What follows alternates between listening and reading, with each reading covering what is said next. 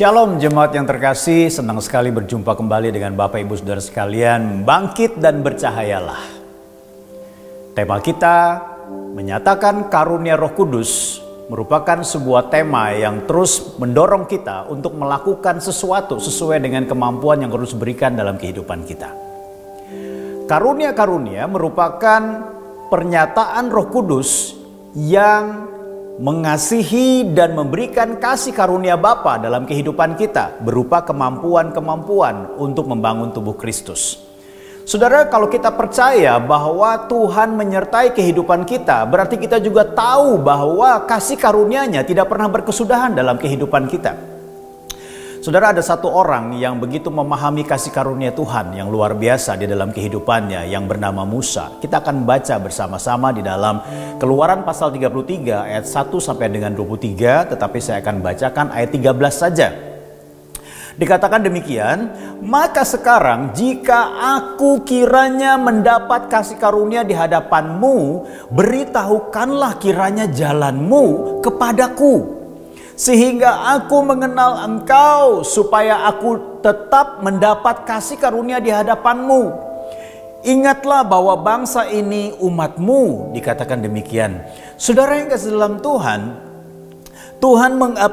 Tuhan menghendaki ketika Dia memberikan kasih karunia, setiap orang yang mendapatkan kasih karunia berjalan dalam kehendaknya. Saudara, hal ini bukanlah keinginan sepihak yang bermanfaat sepihak, bukan hanya untuk keuntungan Tuhan, tidak.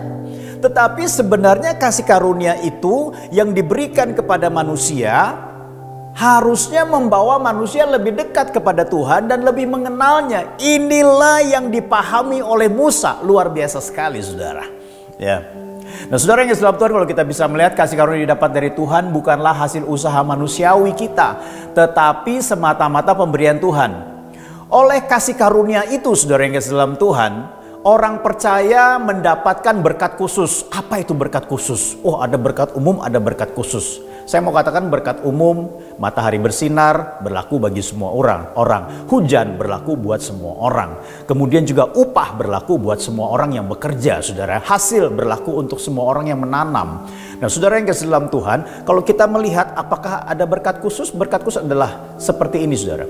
Ketika saudara mendapat matahari yang sama, hujan yang sama, kemudian juga upah yang sama, tetapi ada yang membedakan.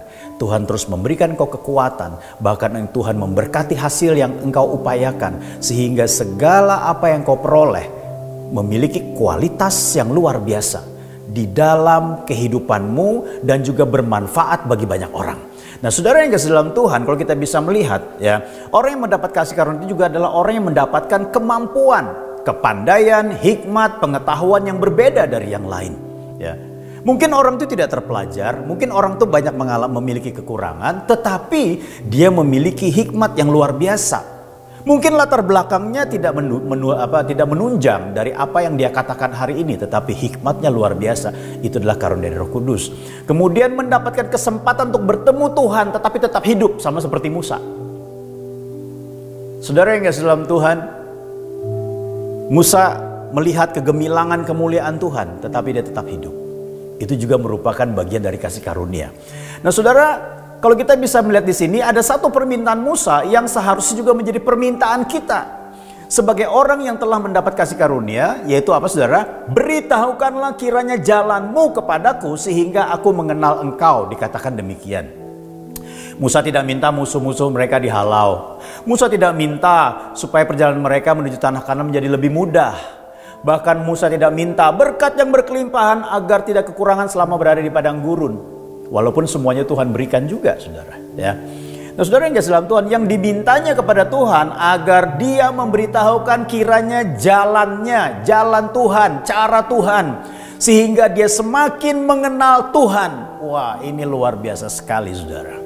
Ya, seharusnya kita memahami akan hal ini bahwa ada kasih karunia Tuhan dalam kehidupan kita. Dia memberikan karunia-karunia dalam kehidupan kita, kemampuan-kemampuan dalam hidup kita. Kita bukan hanya berfungsi di dalam tubuh Kristus, berfungsi dalam memberitakan Injil, tetapi kita membawa kita semakin mengenal Tuhan, semakin memahami jalan dan caranya dalam hidup kita. Ini bicara tentang apa, saudara? Berbicara tentang keintiman dengan Tuhan. Ya. Nah, saudara, Dan supaya dia dan bangsa Israel tetap hidup dalam kasih karunia. Artinya apa? Semakin orang mengenal Tuhannya, maka dia akan semakin melekat dengan Tuhannya. Dan saya percaya dia akan semakin taat. Ya. Nah saudara, di dalam Kristus kita sudah mendapat kasih karunia. Mari gunakan kasih karunia itu untuk semakin mengenal pribadi dan kehendaknya. Dan semakin melekat kepadanya dan semakin taat kepadanya. Tuhan Yesus memberkati. Mari kita berdoa. Bapa di surga, kiranya Tuhan kami boleh semakin mengenal Engkau melalui kasih karunia yang Kau berikan dalam hidup kami. Melalui setiap karunia yang dapat kami praktekkan dan nyatakan untuk membangun, menasihati dan menghibur. Namun kami juga dapat memahami bahwa kasih karunia Allah yang sampai kepada kami dan kepada setiap orang itu membawa kami semakin mengenal jalan dan cara Tuhan di dalam kehidupan kami. Sehingga kami semakin melekat dengan Engkau, semakin mengenal Engkau, semakin taat kepadamu. Terima kasih Bapa di surga.